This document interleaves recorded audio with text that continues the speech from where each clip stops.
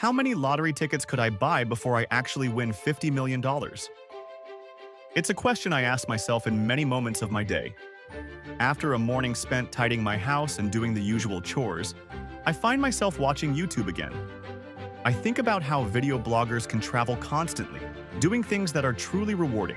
They experience new cultures, explore new countries, witness the beauty of other nations. And me? With the vacuum in hand, I'm at home, aching to travel. I hold back the tears, I refuse to cry. With so few vacation days on my work calendar, it's hard to travel often. So, visibly frustrated, I keep watching the lucky YouTuber, thinking maybe one day, when I win the lottery, I could be the one walking through the ruins of some ancient, imposing empire.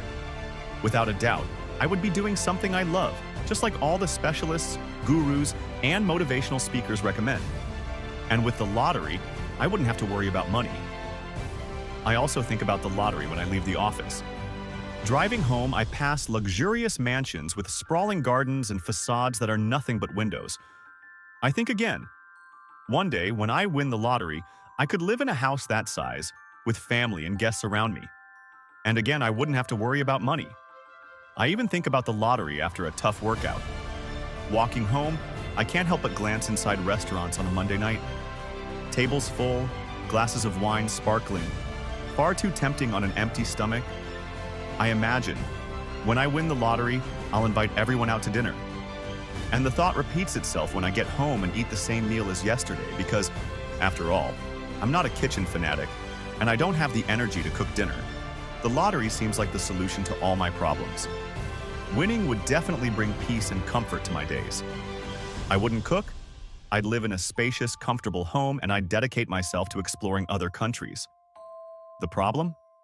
My odds are just 1 in 292 million. Statistics are definitely against me. And the odds shrink even further when I don't want to spend money on a lottery ticket and choose not to buy one at all.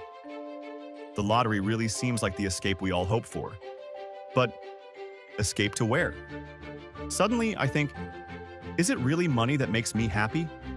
That rush of joy when you travel would come over and over again because I'd be traveling nonstop.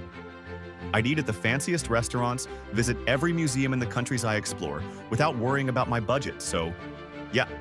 Of course, having money, lots of money, would make me happy. And that's why I keep hoping that one day I'll win the lottery. Because for me, it really is the solution to everything, as long as I remember to buy the ticket.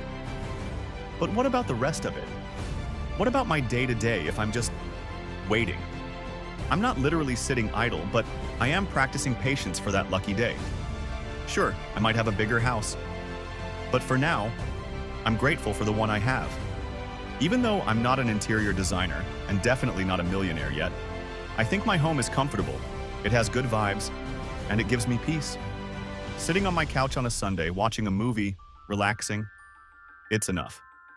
Clearly, I'd travel the world if I left my job. But I won't lie, there's a certain satisfaction in taking vacations you've earned. They're rewards for the effort and dedication, reminders that I worked hard all year to earn those days off. And yes, I'd eat out every day, but for now, I'm happy with my daily progress in the gym. Seeing my body change thanks to consistent discipline, and making my meals align with my goals. I'm no master chef, but I don't starve anyone either. Winning the lottery would relieve all my burdens. It would make me immensely happy. But at the same time, I realize that each day, I can be grateful for the small things I find along the way. A promotion at work, improvements in my sport, how my home slowly transforms into a cozy, harmonious space that gives me peace when I return from work. There's something poetic about the journey. If you don't sweat, you can't truly savor the reward. Sometimes I like to think of life like driving. Highways versus small towns. Highways were built to create shortcuts for long trips. In the past, we had to drive through small towns full of locals, tiny shops depending on passing tourists. You could breathe in the life of those who lived there.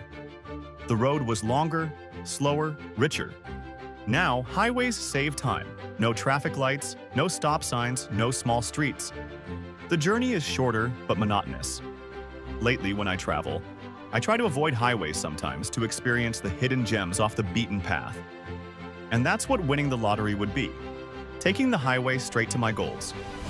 But it would, without a doubt, take a lot of color out of my life. Do I want to win the lottery someday? Absolutely. But I'm not unhappy with my day-to-day. Good days, bad days. Days I learn and grow. Days my worst self wins and I fail to act like a good human. The nuances of tough weeks versus soft, relaxed ones. And at the end of all the chaos, I enjoy my rest freely as a reward for all the hard work. My grandmother, always so wise, used to say, "Chase big goals but never underestimate the power of moving forward step by step." Sometimes, I like to think she could have been Napoleon's grandmother. Winning the lottery would definitely solve many problems, and I still hope to win. I visualize myself winning. But until that day comes, I keep enjoying the small steps I take toward my goals. I might even reach my goals without winning the lottery, and I hold hope for both possibilities.